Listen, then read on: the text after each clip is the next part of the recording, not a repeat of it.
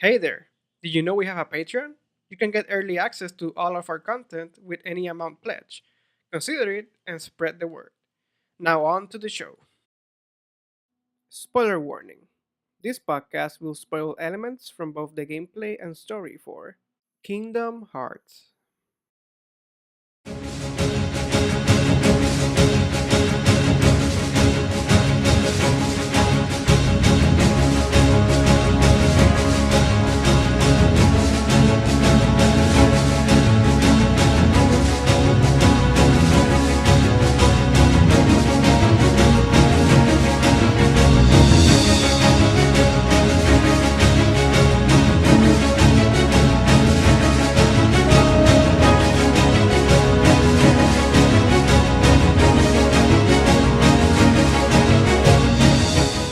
Hello there, guys. Welcome to another episode of Why We Love, a podcast where we pick a specific game and we talk about all the things that we love about it, as the name implies.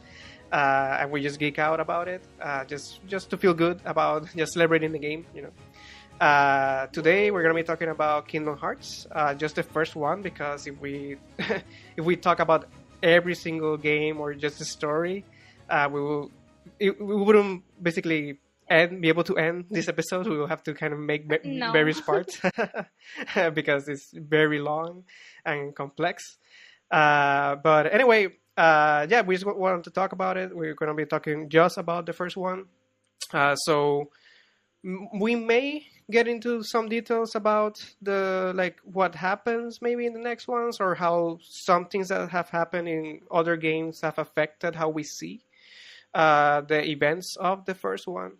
But we'll kind of make it all about what happens inside this first game and how it made us feel when we played it. So we're gonna keep it contained that way. My name is Gary Casillas. I'm gonna be your host for this episode. With me, I have three guests: Amarilys, Jackie, and Leo. Say hi, guys. Hello. Hello. I am Squishy and Amarilys. Hi guys. And yeah, we're just gonna go ahead and talk about the game. So I remember that the first time I heard about Kingdom Hearts, I was still, of course, in school. So when I heard about the idea of merging Disney with Final Fantasy, which was kind of like the main selling point, right, of the game when it was first announced, I didn't understand how that would work. I liked Disney. I mean, yes, various things about Disney, not necessarily everything about it. But I did like the movies, and I liked Final Fantasy, particularly 7, which is my favorite Final Fantasy. And I played 8 after that, and 9 and 10, and I went back and played the other ones. So I was kind of excited about it, but I didn't understand how they will kind of merge the themes between the two games. And I was kind of skeptic about it, but of course excited. So when it first came out, I was reading news about it. I knew that there will be like different worlds, and you could visit each one from a different movie, and you will be able to fight alongside these Disney characters. So you have Aladdin on your team and all that stuff. I thought that you will also eventually have some of the Final Fantasy side of things, have a little bit more of a protagonistic maybe role in the game. That isn't necessarily something that happened, but even so, the idea of being able to fight alongside of these really awesome characters was really interesting to me. And what caught me off guard, particularly to me, was the story, how complex it was for what was supposed to be technically a children's game, because it was always... It was absolutely crazy. We don't understand what's going on. Yeah, I mean, at this point, they just kind of went haywire with it. But even at that point, if you boil it down to just good versus evil, I guess you can just say, yeah, I mean, it's just another story of good versus evil. But how they go about it and the whole heart thing and you unlocking things and Carrie has the heart of the... all of that stuff that's kind of... Yeah, complex. But I didn't mind it at that point. It was kind of interesting. But anyway, there are many things that I like about the game, about experiences that I had with it. But just in general, like, what do you guys think about it when you first heard about it, when you first played the game? How did it? Were you excited about it? Were you actually thinking it would be a mess, but it wasn't? How do you guys see it? Amarilys, you go first. Okay. So when Kingdom Hearts was announced, I didn't have a PS2 at the time, even though I have played games from it with a friend of mine and everything. Okay. As a super fan from Squaresoft from back in the day and everything, hearing that they were pulling out a new game and it happens to be a collaboration with Disney absolutely blew my tiny mind back then. Yeah. And I remember I said, I need this game and I need a PS2 right now because I'm going to play the living hell out of it because I need it. And the game turned out to be even more than what I expected. I was already used to this style from Squaresoft where the characters, they were stylized, but they had way more detail on them. Yeah. In cinematics or even just in game. And seeing everything go into a more cartoony type version, it made it very pleasing to the eye. Yeah. It was also one of those few games that Squaresoft had came out with that had voice acting in it, because before then, very few games had voice acting in it. And I believe that this was the last game that they did as Squaresoft. Later on, it was that they changed to Square Enix. Maybe, yeah. I don't remember that actually, but yeah. So I think this was the last game with that name with Squaresoft. But I really liked the style of the game. I really enjoyed the story, even though I wasn't entirely sure what was going on. I still enjoyed it. I still don't understand what's going on. I think I understand less now as an adult. But I freaking love it. I enjoyed the music by Yoko Shimomura because Nobuo Ematsu wasn't in this one either. Yeah. And it was also the first big project from Tetsuya Nomura as a director instead of just character designer. So I absolutely enjoyed everything. I love JRPGs, so having a slightly simplified version with real-time combat was absolutely great. A really awesome collaboration between the two companies, making it one of the biggest collaborations in video game history, really. Maybe, yeah. Because it's two giants that worked on completely different things. Yeah, I heard something that supposedly this all happened because of a chance meeting between someone that worked at Square and somebody that worked at Disney, and it was on an elevator or something, and they kind of talk about the idea of it will be fun to do something together, right? And they were like, oh yeah, that would be really fun, and it kind of happened. Did you know that Tetsuya Nomura really likes Lion King? Oh, really? Let's do something together. I mean, it could have gone that way. We don't even know. But supposedly, it was like literally just that. Like they went for, hey, I really like Final Fantasy. Hey, I really like Disney. It would be kind of fun to do something together. Okay, let's do it. And then Kingdom Hearts was born. Eventually, of course. Nice. But it was kind of just by chance. So it's very weird. As you said, again, when I first heard about it, I didn't think it will work. I didn't understand how it will even happen, but it happened and it worked. So it's very interesting. Jackie, how did you feel about that? Like when you first played it, was it everything you were expecting, or? So when Kingdom Hearts came out, I had no idea about Kingdom Hearts. It was a chance meeting with one of my younger neighbors. Okay. And he was just randomly got new gifts for Christmas and whatnot. And so I was like, oh, what's that game? And that was Kingdom Hearts. And he's like, oh, I don't know, but I'll play it with you or whatever. And I was like, all right, cool. So he starts playing it, and I'm like, wow, it's Disney and characters from like Final Fantasy and everything. Wow, this is pretty cool. Yeah. And so as he kept progressing through the game and eventually gave up on most of the challenges because he was like 5 years old or so. Okay. Oh my gosh. Yeah. So when I started playing the game instead of him, I was like, wow, this is so detailed. The voice acting is so amazing. The way that the characters are interacting with each other, how they know each other. I know this character from this series, and it became this whole, I guess, what's the word that you could say it was? It was Geeking out. I was geeking out, yeah. But it was like so many references. It was almost like basically like Easter eggs, but there's another word for it. But yeah, it was like Easter eggs everywhere. I'm like, wow, all these characters. And then when Donald and Goofy and Mickey showed up, I'm like, whoa, this game is something else. And then they started including all these other worlds, and you could travel everywhere. And I can't even forget, the most amazing moment for me was fighting Sephiroth. Okay. We're gonna talk about that later on. So keep that. But reliving all of that, and then having to see all these characters come to life, and like it made it feel so natural because they weren't even questioning the fact that there's this funky kid with clown shoes running around. They were just like, all right, he's fighting creatures with a sword. That's with a keyblade. Yeah. That's cool. Let's help him out. And I'm like, wow, Everything was so normal. And before I knew it, my neighbor's dad was like, you need to go. It's like 12 at night. I'm like, oh my God. No. The game was amazing. My game. It was mind-blowing for me. When I first played it, it was absolutely mind-blowing. That's awesome. Leo, what was your experience?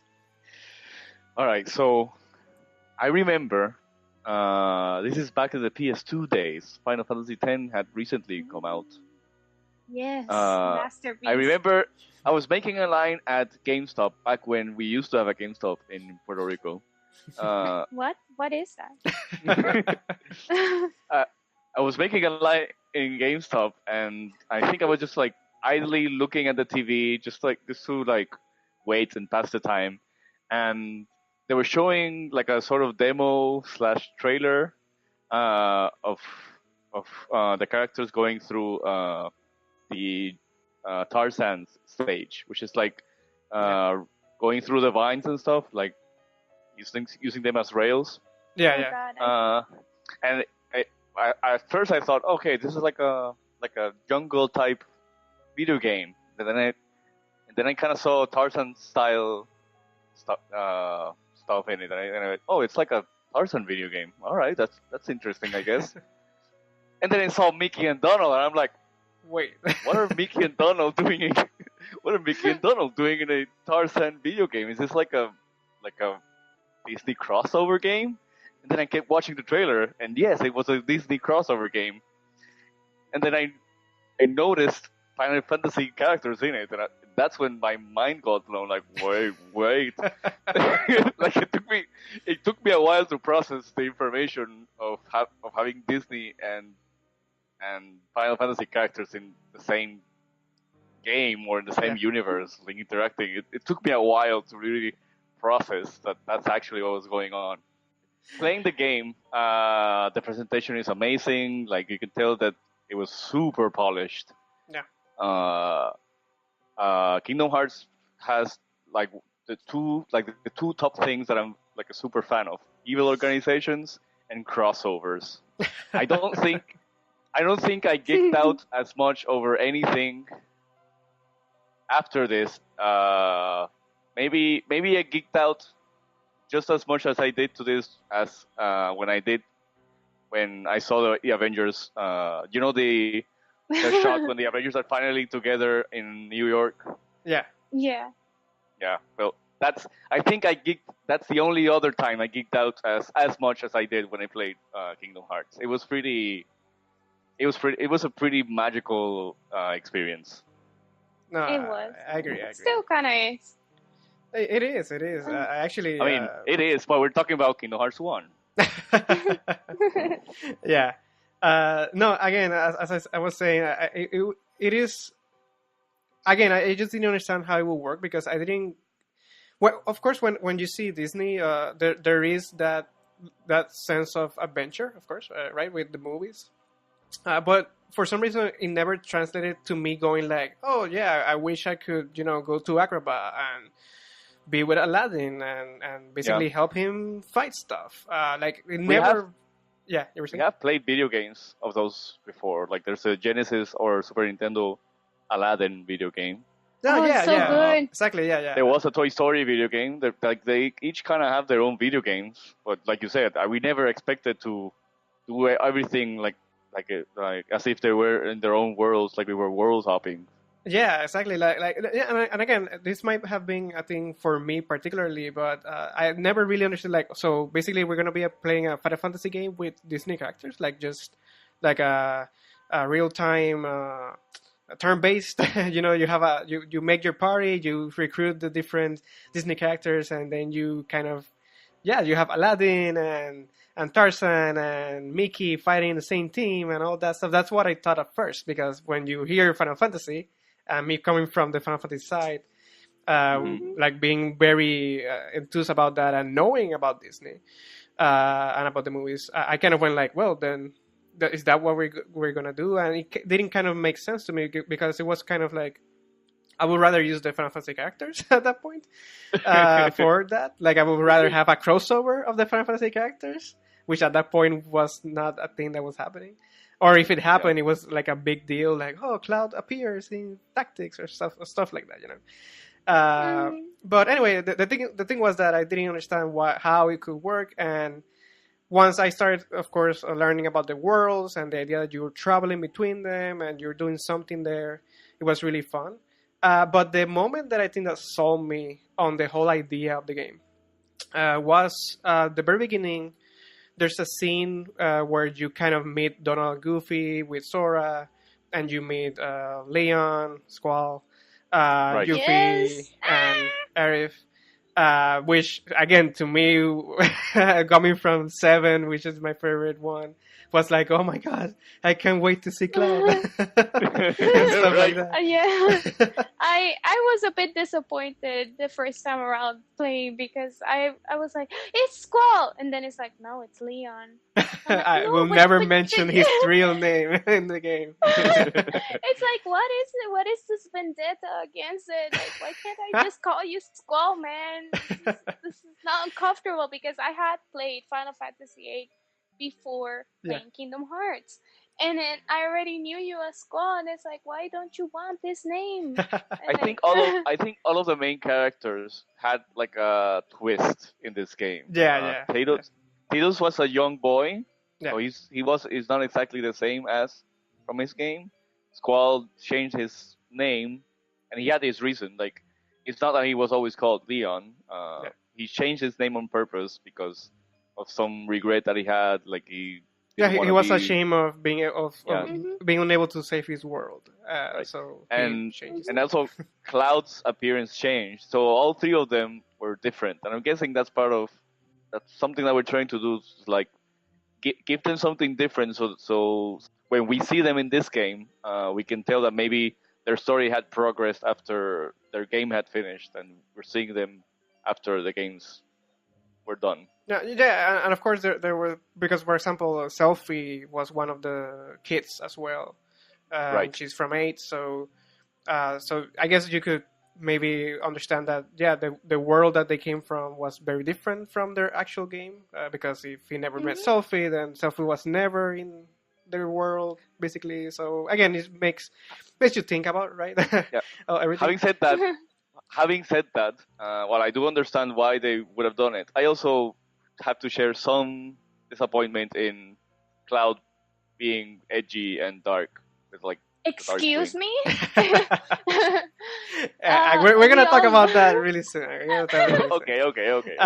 But before that, because actually that wasn't actually incredibly seeing the Final Fantasy characters. Maybe it had to do something with what you said, Leo, right? That they're not exactly the same character. They're kind of different. Mhm.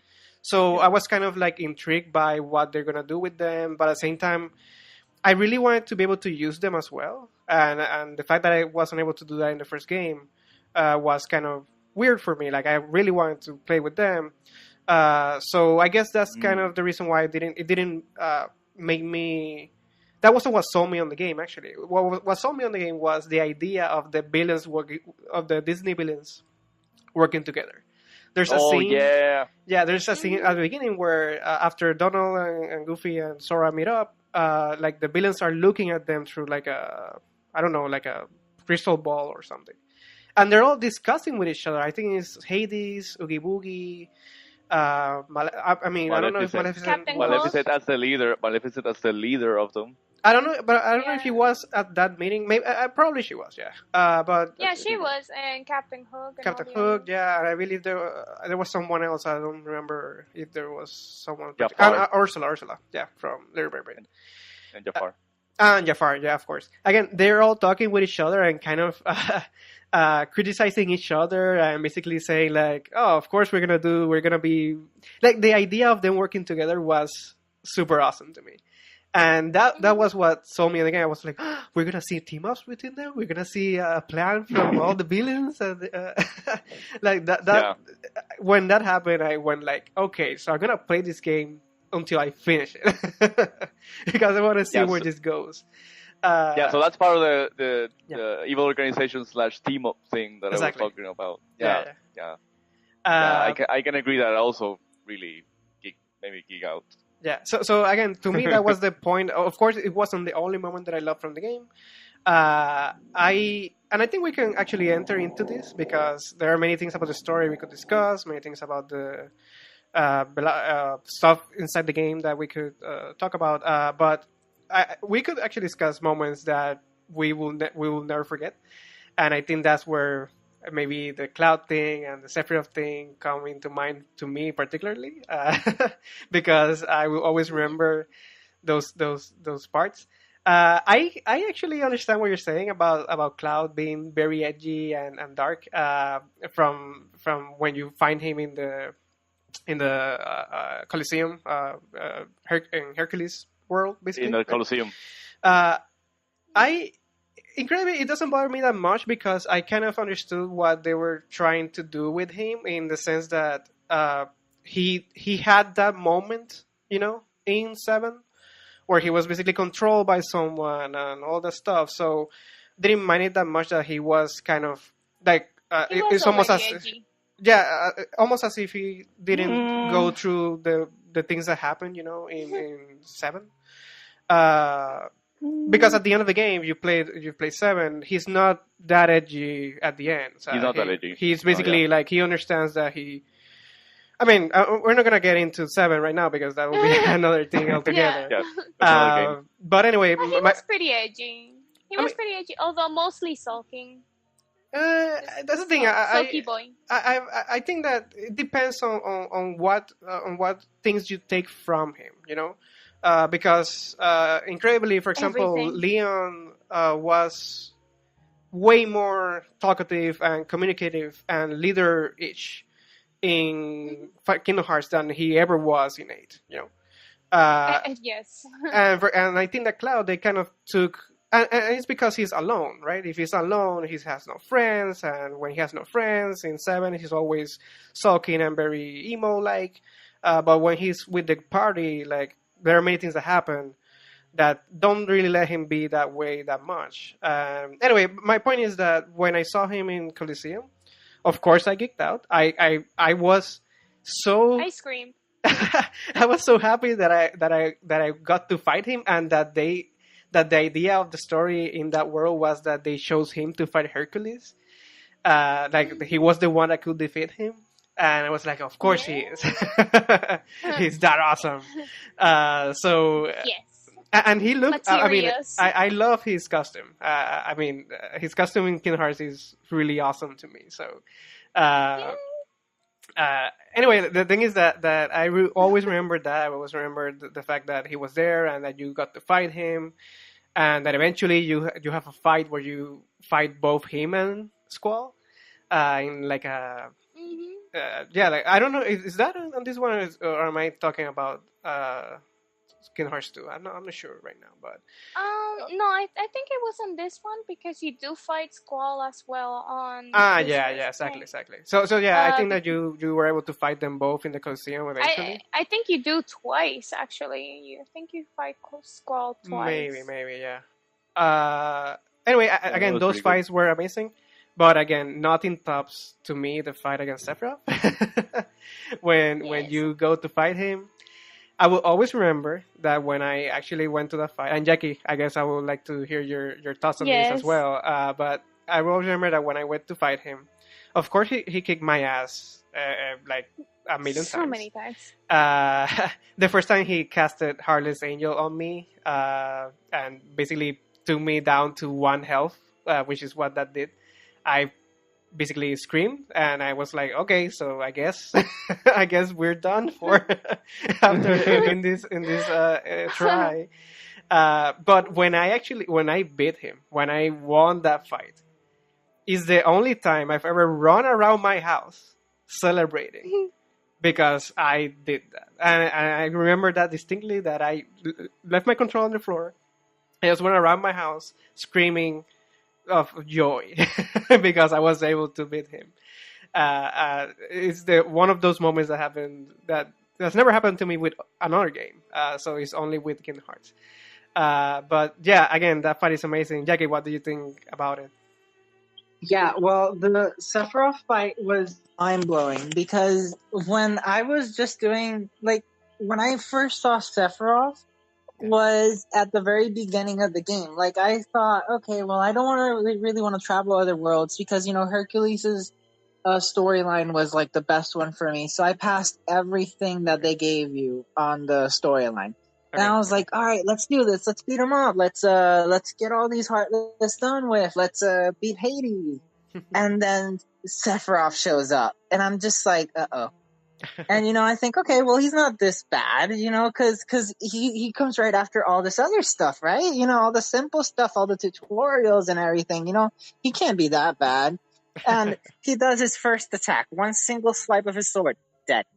So I'm just sitting there in shock. I'm just like, whoa, okay, so maybe this is a testament of, learning all the dodges and all the moves and all the jumps. Yeah. And so I try, and I try, and I try, and I keep visiting my neighbor's house several times over just to keep trying to beat Sephiroth. And at this point, the game isn't even close to being done. We're still on, like, the third world, but I'm still trying on Sephiroth, because, it's like, why would they give you this character to fight if it isn't to beat him in the first stage, Yeah. And later on, like, years later, I figure, oh, wait, you're supposed to beat him at the end of all the other stages. Okay, well then. Yeah. So, that was a very interesting encounter for me, and that's why I love the Sephiroth fight, because it was a testament of how much you have to learn, how much you have to grind, how much you have to experience the world of Kingdom Hearts just to finally be able to step on his toes just a little bit, just to rise to the edge of, I can actually fight you, or I can actually survive one single hit.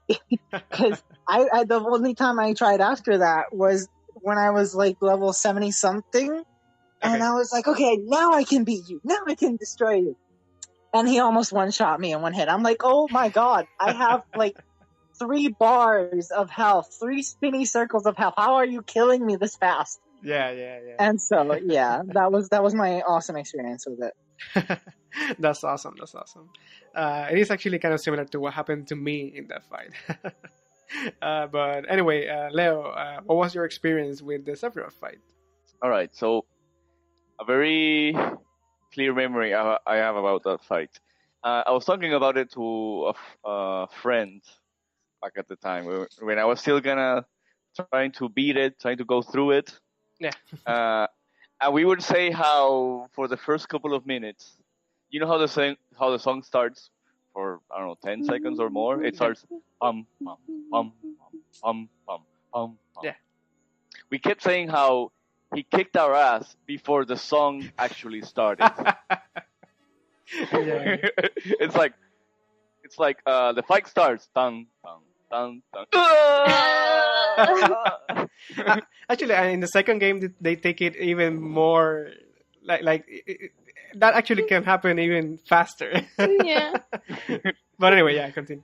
And I thought it was funny that there's like this initial phase 0 to the fight, where Yeah. if you can't even get through that phase, just quit. Yeah. You have to grind more, level up more before you go there. Yeah. Even at a level 100, it was still really hard to beat. Yeah. You had to you had to learn the fight, to be honest. Like, you had to know what to do. Yeah, it was hard to power through. You had to learn the mechanics and know how to deal with them. It was hard to power through. At least the first one. We're talking about just the first one. Yeah, the first one. Yes. Yeah. Amarilys, do you have that same experience with that fight? Well, to be honest, since I had played several other RPGs before, Yeah. I kind of already knew about the whole grinding system. So when I went to Sephiroth, I was already way over level 50 or 60. Okay. He still kicked my butt. So I said, okay, this is impossible at my level, so I'm gonna grind even more. And I went back max level with everything, ultimate weapon and everything. I'm like, okay, I'm gonna do this now. And I still lost a couple times. Even at max level, I'm like, this is BS. I can't believe this is happening. Like, you're not Malboro or anything like that, so you can't be destroying me here like this. And I just kept going, and my frustration grew with it, with the music. And eventually, I did beat it. I kind of made sure to have a bunch of items and elixirs and everything, because my biggest frustration in the fight was running out of MP to be able to heal whenever he just took me back to like 1 HP. Every time that happened, doing all those kuragas, you would eventually run out of MP. And if you still hadn't beaten him by then, and you ran out of MP and he did that, you were dead. No, don't even try to dodge, just take it. I agree. And it was very frustrating when you were doing the kuraga, and then he just came and killed you before the magic. And it was so shameful because you would see it in slow motion. Everything. Yeah, exactly. You just dying. It's like, oh, screw you, man. Yeah, you saw the green magic coming over you, but you're dead. And you would actually see your HP going back up, even though you were just KO'd. And it's like, mira, I hate you. Like, bye. I also remember that there were other fights, right? There was a fight in Agrabah. There was like another monster, like an optional boss, which was like a really big monster. I don't remember his name. He had a very weird name, but I kind of liked that fight because of the fact that it kind of harkened back to the optional bosses from the Final Fantasies, and you it was optional, so it was kind of like a very weak weapon type thing, like almost like not a mega weapon, but like a mega weapon type like idea. Ruby weapon. Basically like Ruby weapon, because it was on the desert, right? So you had to fight it there, but it was really fun to find that. I don't believe I had a guide for the game when I first bought it, so when that happened, I was kind of blindsided completely by it. So after that, I bought the the guide because I was like, okay, so I need help. I had the guide because I would, every time of new Final Fantasy or something came out from Square, I would buy the guides more than to. I didn't really follow through the guides. Yeah. I just like the little pictures and everything. Oh yeah. And I remember that for Kingdom Hearts, since in the first game you collect the puppies, from Dalmatians. Yeah. And at least on the guide, that was really good. The guide actually had this sticker area where every time you would find a new puppy in a different area, you could put like a sticker, like, okay, I got this puppy now. Oh wow, I don't remember that. Yeah, so you would put the stickers in, or whatever it is that you got, like the little Trinity marks on the floor. Yeah. You also had stickers for that, so every time you got a different thing that you acquired, you could put a sticker on it. So That's really awesome. Yeah. I wonder if they still make guides like that. That's really special. Yeah. They went above and beyond for that. That's not Yeah. something that you usually see. But yeah, again, I that fight, and there was also another fight which was just more difficult. It wasn't as interesting to me as that fight in Agrabah, but it was on Neverland, where you fight like The clock tower boss. Yeah, it was like a cloak figure. Yeah, it was powerful. I don't remember exactly. You had to do something with the clock or something like that, right? I don't know. yeah, you have to be able to damage him. You had to hit the the clock handles. Yeah, They right. had to be like in specific hours. You had to of do the stop game. on it or something. I remember that there was a like something there, and that was interesting. But again, I really like that. I really like the idea of the optional bosses that it came true in this game as well. And just beyond that, honestly, like the enemy design, I love for this game. Like the Heartless, I Yes, the so enemy cute. design. believe they were really awesome, and the idea that they adapted the Heartless to different worlds was really yeah. cool. Yeah. There was of course she's so some that were adorable. very generic, like the ones that you that appear everywhere. But there were many that were just like a pumpkin in Halloween Town and stuff like that. It Yeah. was really fun to see what else they came up with. The underwater Little Mermaid enemies. They're all different. Yeah, Or most of them are different anyway. Yeah. But I really love, again, I like the bosses. They look amazing. They really went all out with the enemies. They really, I think they had the most fun doing that because you see how intricate those designs are, and just the different things that they have, and I don't know, it was really, really awesome. Yeah. The Colosseum also had other bosses that you could fight, or you could refight certain bosses again on the Colosseum. After Yeah. you finish the story and everything, you could go back to some special training or just matches, Yeah. and you could fight like The different cups, the giants. Yeah, you could fight like the ice giant and everything. Yeah, right. Yeah, that was a unique fight. Yeah. And Cerberus and everything. So you could do several different things.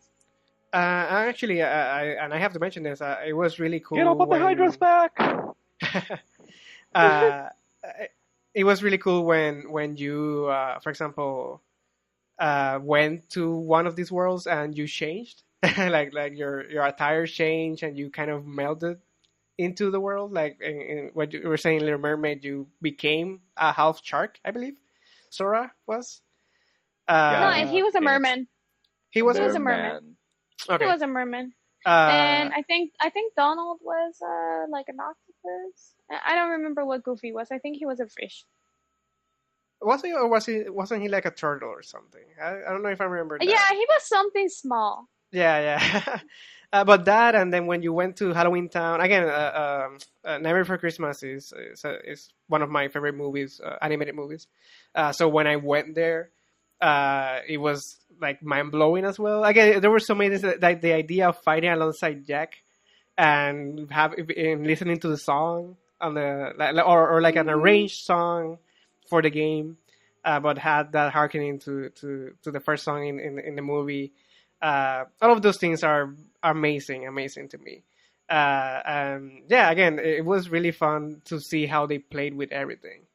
So I do want to end the podcast a little bit with maybe the story, but before we get into that, like, were there any other moments or stuff in the game that you guys like really liked or was really interesting to you? I want to mention how I didn't know everything about all the worlds all the worlds that were presented in this game when I first played it. Admittedly, I've never seen Sleeping Beauty until then. When I played that game, I never watched the Sleeping Beauty animated movie. Yeah, I think I may have barely gone through like Hercules, and there's like a couple other movies where I knew of them, but like I didn't watch them.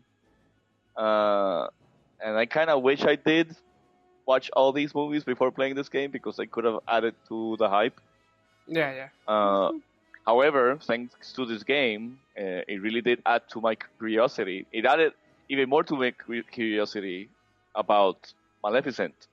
How they made her come up as this big deal because like the last one is Maleficent, as if she's like the biggest villain of all of them. But it really made me curious to check out just what the deal was with Maleficent. And after going through Sleeping Beauty, I watched it several years ago by now. I then realized how yes, Maleficent clearly is like the better villain of all the Disney villains, at least in that game. No, yeah. And now Sleeping Beauty is one of my favorite Disney movies. Oh wow, that's interesting. How through this game you kind of went back and it kind of changed your perspective. Thanks to this game, I went back and I could actually experience and understand these movies better. And yeah, that's something I can appreciate from Kingdom Hearts a little more. Yeah, I agree. I think that in 2 they even went above and beyond with that because they included many other things and many other movies. But yeah, I agree completely. I was very kind of well versed in the movies, and I kind of understood at that point why Maleficent was one of the most powerful ones. But I agree that it was a while since I had seen that movie. So seeing her again being like the leader of them really made her into one of the like primordial Disney villains and one of the most like you should fear her, you know. There's a reason why. She is the one leading. Yes, exactly. She has earned that, right? Yeah. So I understand what you're saying. Yeah. Amarilys, you were gonna say.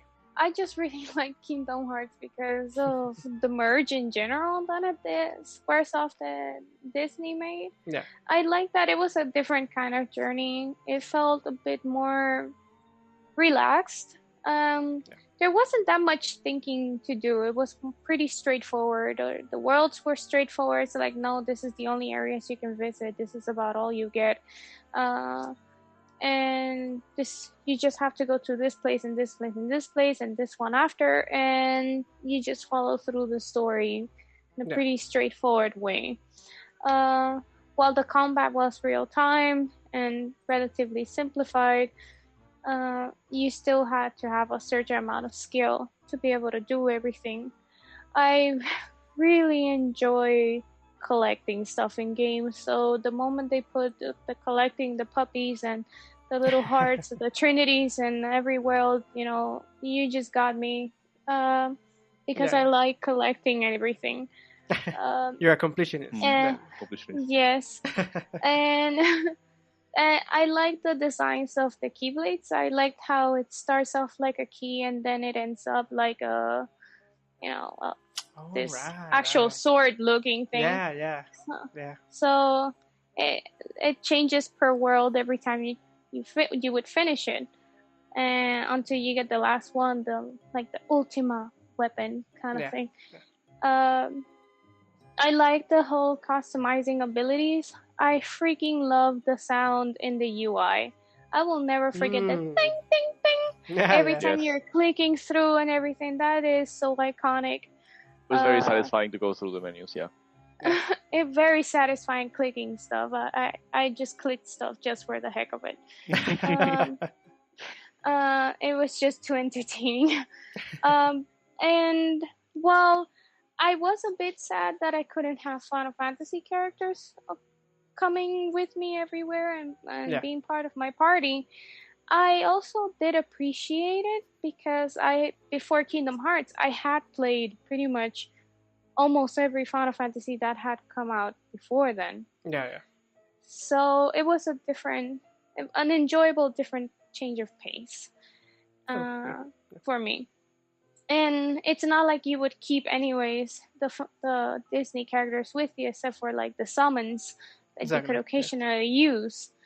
But the abilities stayed like Final Fantasy, so Fira, Curaga, Cure, Yeah. everything. So it was a good merge for me, and I really enjoyed the journey that it brought. I like the feeling it gave me, that at least that first game. Yeah. It felt different and familiar at the same time. It will always feel nostalgic every time I hear Simple and Clean in the background with Hikaru. Yeah. But out of all the Kingdom Hearts games, that very first one is the one that truly made me feel that way. It holds a little special place in my heart. No, yeah, as you were, it's interesting because Leo, you mentioned something about like the Avengers movie, that it was the other time where you felt like something coming together and seeing seeming so awesome, right? Yes. I feel like this game did that as well, way before that, of course. As you were saying, Amarilys, like it just like the merch felt so awesome that the fact that it even worked, the fact that it actually made sense, and you could see a Moogle talking with Disney characters, and it seemed like they were from the same world. It could have easily been trash. So like that to me, as you were saying, like made this game particularly like just masterful, because they did it. They made it happen to a point where I could see Cloud interacting with Sora and Donald and Goofy, and I wasn't like, come on, this is stupid. I was like, yeah, of course, in this world, and this is what's going on. So I agree with what we're saying, and actually, before we get into the last, things to say about the game and the story a little bit that we haven't really even covered that much. I do want to mention the music. You were saying the sound, but the music in the game is superb. Like again, I honestly believe that some of the greatest soundtracks are Kingdom Hearts soundtracks. Because it's Yoko Shimomura. She's amazing. Yeah, exactly. Yeah, like she's a goddess. She's amazing. Yes. So praise. Again, we didn't even mention it, but again, it's still on my like playlist of music that I hear when I'm making games or when I'm working on stuff. There's always like almost the whole Kingdom Hearts soundtrack, and particularly I particularly love Night of Fate, which is the one that plays on the Destiny's Island when it's been destroyed. I love that. I love many of the songs where you fight the different Heartless, the different songs in the different worlds. There's a lot of songs when you think about it. Like they don't really repeat that. I mean, they repeat many songs when you are fighting normal monsters, right? But they had to create a song for every single world, you know. Yeah, every single world has its own theme and fighting theme. That's also really amazing. Maybe even sometimes a boss theme, depending on the world and the character and all the stuff. So again, they really went for it with this game. They spared no expense. No expense. Yeah, I really love what they were able to do with it. The gummy ship. The gummy ship. I can't wait to do gummy ships in the new Kingdom Hearts. Yeah, exactly. The mess of a ship that we did. I'm pretty sure we all did mess. I know I did. I mean, mine had this like I didn't know what I was doing, so I had this box with this like huge claw thing going to one of the sides. It was so asymmetrical. Like it was just a box, and then this tentacle thing coming out that it was supposed to be a claw, but all of that tentacle was just explosives. So you would see this a giant tentacle arm just shooting all of it. Yeah. Every single section was a gun. It was just shooting. It was. I had to like move around to be able to shoot everything because I didn't have anything going on the right side, just on the left side. And only my left side of the ship would shoot, and it was just a mess of colors and everything. Now it would be kind of awesome to see like the final ship that you use in the game. Like everybody put a picture of that and see how, as you were saying, like just the Frankenstein like entity that it became in the end. But yeah, no, I agree with that. So again, and I know we haven't really mentioned it because there's so many things to like about this game. And to be super honest, like the story is there, but to me, the story wasn't necessarily, like the biggest thing that I love from the game. It was just a means to an end, right? It was kind of making me go through the whole, like the game and different worlds, and it was an excuse to travel to one place or another. But and again, we're not gonna get into the story per se. You can play it yourselves and see, right, what happens. But is there any particular Premise. part in the game that you guys really love, like in the story per se of the game? Because, for example, to me, I will always remember the moment where Sora sacrifices himself Hmm. to release. Again, here we're gonna get a little bit into into the complex stuff from the story. But he's trying The to, mess. to unlock the heart of Kyrie that is Which inside was inside him. him. So when he does that, he unlocks not only his heart, but not only her heart, but his heart as well. So he becomes a heartless. And there's a point in the game where Sora is literally just a random little heartless that is running around. And it's so cute. Yeah, it's one of those. And again, I remember that distinctly because I never thought this game made for kids, supposedly, would Yeah. explore that idea or do that. And when it happened, I was like, oh my god, like, did Sora just die? Like, did we just lose the main character? Of course, again, I Yeah. was little then, so I didn't know that they could just go back from it or do something. But at that point, it was impactful because I was kind of like, oh my god, like they literally made him sacrifice himself, and he died. So I guess we're gonna follow Kyrie now or something. So I always remember that because it was very interesting that they went for that, and the idea that even though he was a heartless, one of her powers was that she could kind of return the heart of somebody to themselves and feel their love and friendship and all the stuff. They Yay. were able to save him. Yeah, that's always like a like one of those themes from games like this. But anyway, always remember that specific moment in the story. Was there something like that for you guys? Amarilys, you go first.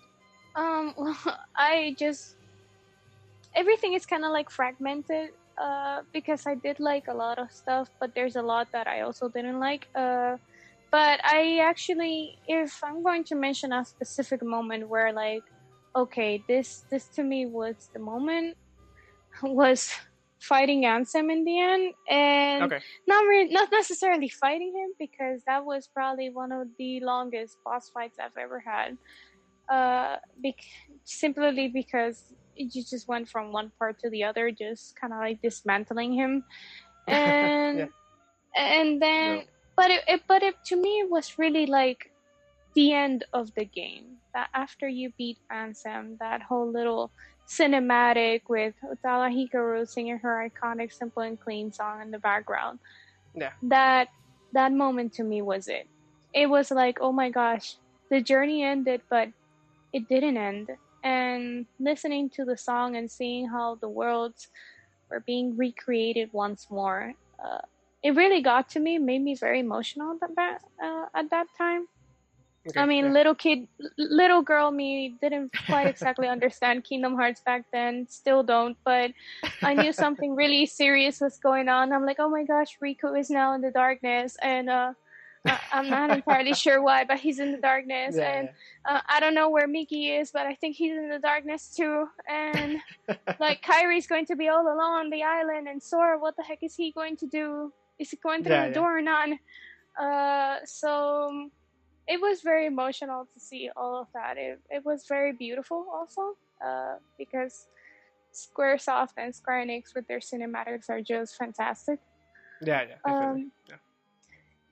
And just the song just added to it. I mean they still use the same song today. So there's a reason why they do it. It just gives you that feeling that it felt like closure, and at the same time it didn't. It felt like you ended this particular journey, but there's another one that you have to do. that there's more to it than just this, and you're the hero, kind of like the hero of light. So you just gotta go and do it. Yeah, I agree. Leo, is there any particular part of the story that you like? Okay, you two took my top two, so I had to like really look into it. Oh, really? Okay. All right, but it's okay. I found it. I'd say Hollow Bastion, like all of Hollow Bastion. Okay. Oh okay. yeah. Was like the climax of the whole game for me. As you go in this place, and I don't know if you before or after, sometime in the meantime, you learn that this is the Final Fantasy world. Exactly, So you go like, oh, also they all share the same world. Oh, so it's this place. It's like ish. Yeah. Yeah, and then you enter this world, and as you're like trying to go in like the castle, you encounter Riku, and he takes away your keyblade, and you have this wooden sword. Yeah. For most of your time in this place, and then Beast comes in, and it's like the first time, and maybe the only time, that a Disney character gets out of their world into another world. Yeah, true that. Yeah. Mm-hmm. And Beast is, well, a beast. Yeah. Pretty cool. Yeah. And then you're going through this place, and then eventually you find stuff. You find the princesses like in stasis, and you're like, holy shit, they're siphoning like energy off of the princesses. Like the princesses are they're actually like a big deal, and you can see them. That's one of the moments where I went like, I kind of really wish that I had seen this movie so I could like name them. Like, Okay, this is this princess from. Yeah. At the time, they kind of looked the same to me. Yeah. And that's where I saw the two other princesses that we saw were captured. I think were Jasmine and Alice. Yeah. I don't remember if anyone else was captured. But I do I remember. think it was Snow White. I think Sleeping Beauty. I think. Yeah, but we didn't see Snow White or Sleeping Beauty getting captured. Yeah, exactly. We didn't see them getting captured, but I believe that they were there. They were there, yeah. Yeah. So we see them, and it's like, wow, they're like a big deal. Like, they're not just Disney princesses by name. Yeah. Just because they're princesses and blah blah blah, that doesn't mean like they're the quote unquote Disney princesses. The fact that they have this power, that makes them the Disney princesses. And I thought that was really cool. Yeah. So in general, like everything that I saw in Hollow Bastion, like all these plot threads, maybe not coming to an end, but like you can, like everything gets explored or teased, and you can see like the whole picture in this world, and I think like that was like the highlight of the game for me. No, true that. They were able, as you said, to kind of make you understand what the whole game was about, the plan, and everything that was kind of happening, and you fought. Yeah. And then at the end where Ansem comes in and like takes Riku, etc. So that's also when the game turns into basically like the ending chapter where exactly. you go, okay, Yeah. I wasn't expecting this, but I guess I should have been, because this was teased like at the beginning over at the islands. Exactly. Yeah. No, and there was a moment actually in Hollow Bastion that I want to mention where after Riku takes the Keyblade, that Donald and Goofy actually abandon Sora for a while. Because they want to. Because you don't have the Keyblade. Yeah, so I even at that point, it was actually even very weird, because I was like, no, but you're supposed to be good guys. Friend. Yeah, exactly. But anyway, it was interesting that they were able to kind of do more than what you expected that they will explore with the game. Them being Disney characters and all. So I yeah, forgot many about of those that. things I guess that's what happen. I forgot about that. I guess that's what made Beast's inclusion more important, because you had to go with him. He was the only way you could get through anywhere. Yeah, no, definitely, yeah. You were powerless. You were helpless, basically. Yeah. I agree with that. That Hollow Bastion was very, very cool. So, Jackie, was there any particular part from the story that you liked that isn't one of the ones that we mentioned? Well, the one you mentioned is amazing because it was like a plot twist for me. Yeah. But aside from that one, there was this spectacular feeling of emotion when you first meet Mickey. Because, Yeah. you know, as a kid who grew up with Disney, you know who Mickey Mouse is. You know, he's like the top king, the pink king, is that the word? Pink king? Of like Yeah. all of Disney, all of the thing, and you're like, well, if I meet him, that means I'm gonna finish the game, right? Yeah. And then you meet him smack dab in the middle of the game, and you're like, oh, okay. Yeah. And it was such a surprising moment, and the fact that this character is shown in a completely different light. I'm talking like light versus dark, and just like all of a sudden, you don't see this happy-go-lucky guy. You're not seeing any of that. You're just Yeah. seeing this angsty man trying to beat up the darkness because he can't let his kingdom die. True. And Yeah. that moment, that intenseness, you can actually feel it in the character, especially when you see him fighting off all of the darkness, and you're just like, who is this guy? This isn't Mickey Mouse. This is what a king is. You know, he's actually defending his kingdom. He's actually doing all these things. You know, he's not being funny. He's not being, oh, let's take out the Mickey tools. You know, no, he's straight up using a Keyblade and destroying everything. And you're like, whoa. So is this supposed to be a child's game? So that was astounding for me when I saw that. I that experience was so unique for me that I was like mind blown about it. You know, it's interesting that you mentioned that because it is true. We haven't really seen Mickey in that light before, or at least not much. He is basically like the heroic archetype in this game. So yeah, seeing him that way in a way that we're not accustomed to was really interesting.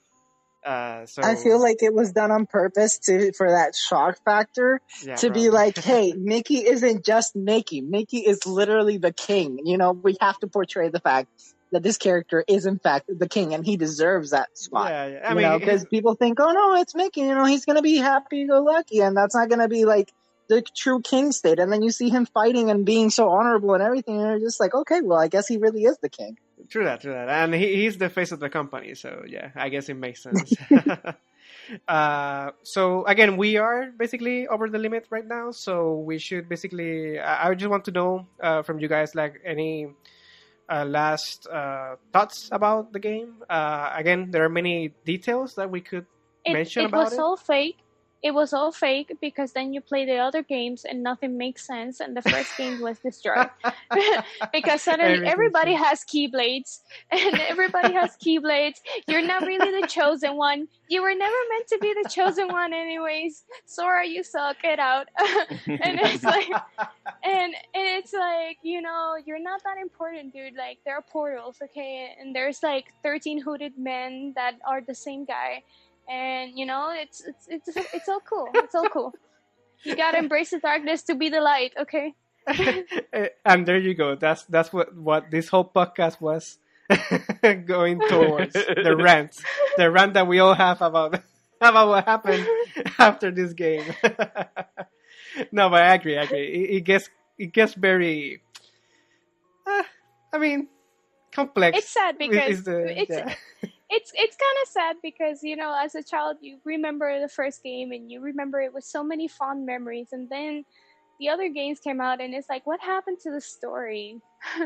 I thought we had a thing going on here, Disney and, you know, Squaresoft and Square Enix.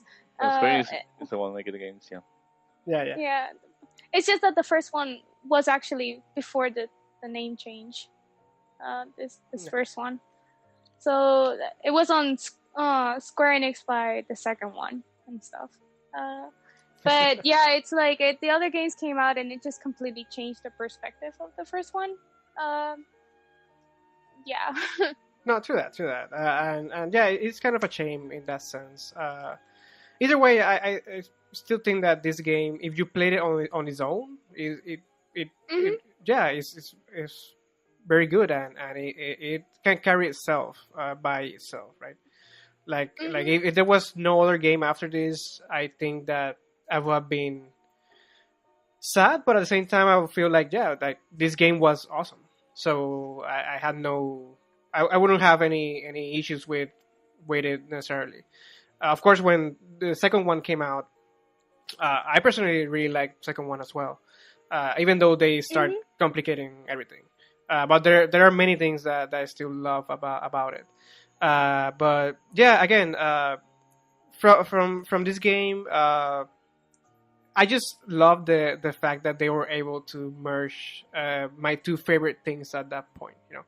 I love going to Disney World. I love seeing the Disney cartoons and the movies.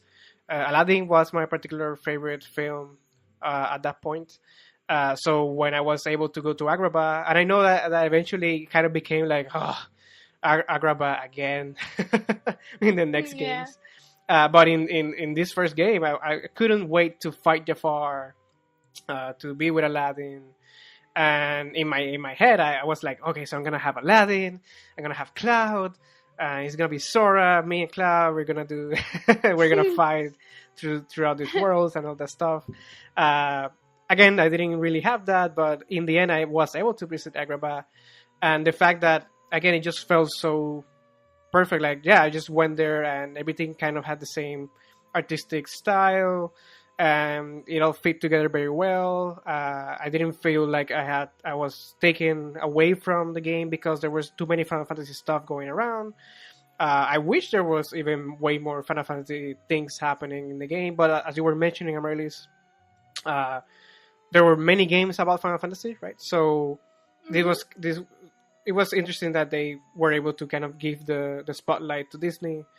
Although, of course, Disney is a bigger powerhouse than Final Fantasy, so maybe there was something there where they were like, no, the game is about us, or something like that. But anyway, the fact that they were able to merge that you could see the Muggles interacting with everything, that you could see enemies that were inspired by Final Fantasy enemies in the Heartless. Mhm. The fact that there were many weapons that kind of seem similar to them, like for example the ultimate weapon, right? Like that's Mhm. the name of the last weapon of Sora, and there were different elements of the game that had to do with summons of Final Fantasy and all that stuff. Just that merging, the fact that they were able to pull that off, it was amazing to me, and I think that's what the triumph of this game is: the fact that they were able to do that effectively and to a point where I couldn't wait to see more. I wanted to see what else they came out. I wanted to see what other character from Final Fantasy they could put into the story, and it made sense, and how they will be inside the story, and what other worlds from the many different Disney movies, that Mhm. had come out, how they were able to make a world for it and put it into the story. It was just an amazing thing for my imagination, right? Like I was able to imagine, oh my god, it would be awesome to have a Tron world at that point. And Oh yeah. eventually you got one, and it was like, oh my god, I can't believe they did that. But at that point, you didn't have that, so you were able to kind of just think about, yeah, you can make basically every single movie into a world, and it was just amazing. I believe for how imaginative it was, and at that point, the idea was very simple. Just you are traveling to these worlds that are made of Disney movies, and yeah, you get to basically fight alongside the heroes. So and they delivered. That's basically what the game was. So I yeah, that's how I always treasure Kingdom Hearts One, at least. Leo, like what do you think about like last words from you from for Kingdom Hearts in a sense? I think I can run off from that last thing that you said, Yeah. where Kingdom Hearts was that magical game that you could exactly play alongside the heroes to fight the villains that you've always seen. And except this time, you're the main character and you are like everything is upon you, and everyone else is helping you, but you are on like the hero side. Yeah. And everything was magical about it. It was a fusion of two franchises that you never would have thought could have been together, but they did it, and it was pretty awesome. And I kind of wish we had more stuff like that nowadays, or something else like that nowadays. What do kids have nowadays that is something like that? And don't say Kingdom Hearts 2 or Kingdom Hearts 3 because they're not the same as Kingdom Hearts 1. Yeah. You could argue that maybe like the Avengers is something like that, where they're technically their own franchises, like their own little quote unquote worlds, if you want to say that. Every 2 or 3 years join up together and do stuff. You could argue that, but then we don't have video games about this franchise, which is super weird to me that the Avengers doesn't have. Like the Marvel Cinematic Universe doesn't have a video game. But anyway, I digress. Next up on Square Enix, Avengers game sponsored by Marvel/Disney/Pixar. Hashtag Sora for Smash. Sora will fit very well. To be fair, yeah. It's gonna happen. Sora's gonna be in Smash. He's one of those DLC. Let's see. He'll join Just Win Genodos. Amarilys, I know you did the rant, but is there anything that you would like to close with, or is that your thoughts on the game? Sora for Smash. Okay. So how about you, Jackie? What are your general thoughts about Kingdom Hearts? Well, general thoughts, honestly, the immersion you get from the game, the unique play style that you have whenever you enter a different world, just those little details in the lore where they actually find a way of connecting the dots with other worlds. Yeah. And the way that, they all have kind of like a slight understanding that, Mickey is the king. And even though they live in completely different oceans and different scenarios and just everything else, like it just somehow they all know about the darkness. Somehow they all know about the light. Somehow they all know about the princesses and everything else. And you're just like, the intricacy and detail, the way that they work out those minuscule things is really captivating. And what really, I keep saying it, but it blew my mind because this is an astounding game for its time, was just how well thought out everything was.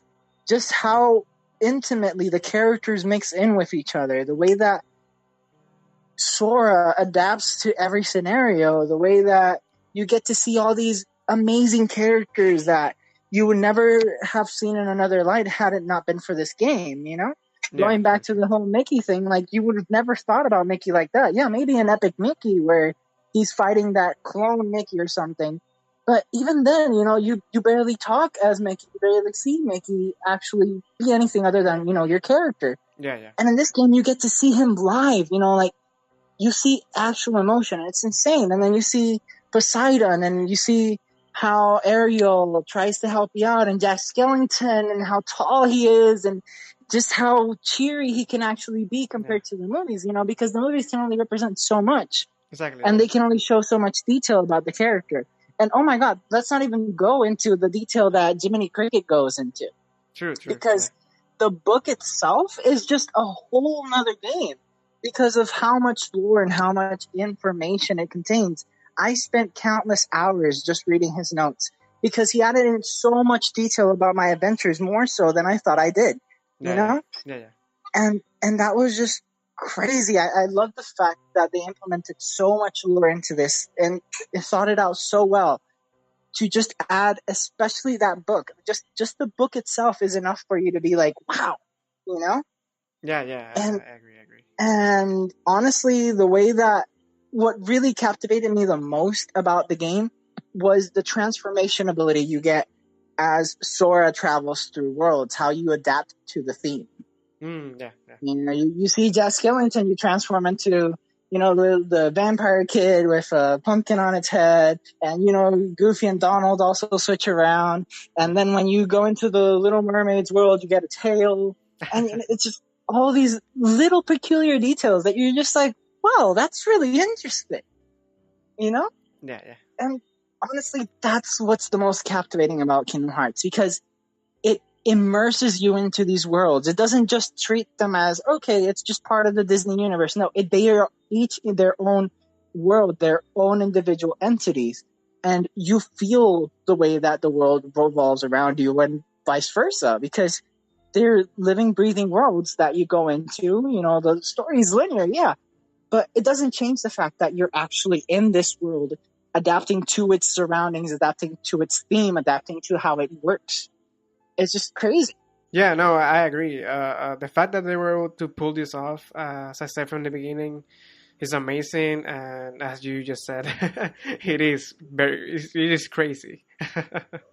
Well, then I think that basically we said many things about the game. There are many things, of course, that we could keep talking about. If we do another one of these for Kingdom Hearts, we'll probably keep going in the franchise. So next stop will be Kingdom Hearts 2, of course. I know there's Chain of Memories there, but we're gonna kind of stay with the main ones, because eventually we can go to each one. But considering that the story is very complex, well, yeah, I think after the first one, Kingdom Hearts 2, maybe Birth by Sleep, maybe. Exactly, yeah. But anyway, we are gonna keep moving forward with the franchise. But yeah, again, thank you guys for listening and yeah, just geeking out with us. Let us know in the comments, right? What other moments from the game we missed that were awesome, or what other things about it were amazing. Again, maybe you really like Riku, maybe you really like something that happened in a specific world, or something like that. Or many of the things that happen, in between. But keep it to Kingdom Hearts 1, of course. Before we go, I do want to let you guys plug yourselves, or plug something that you're doing, right? So, Amarilys, is there something that you would like to plug? Yes. For anybody interested, I am. I started my own social media as of Almas Bebes, where I am making handmade plushies and custom-made plushies. I do not only locally here in Puerto Rico, but I also ship to the United States. I do all kinds of it. You just need to follow me through Instagram, Facebook, or I am trying my best to upload a video every week on my YouTube channel, eventually a Twitter, and I also have an Etsy store where you can also purchase any of the already made plushies, bebes, that I've already done. And if not, you can always contact me and I can make you a custom made plushie. And they're pretty awesome, so I recommend that a lot. They're super soft and squishy. What about you, Jackie? Would you like to plug something? I don't really think there's much to plug into it, because, it just, I guess the only thing you could plug in would be like the chronological order of how the games work. Okay. Because it's just the way that you have to actually guesstimate where to begin and where to end is something else. And especially for the new one that's coming out, like, you have to understand exactly how the chronological order happens, and how Kingdom Hearts 1 isn't even necessarily the first Kingdom Hearts. Yeah, exactly.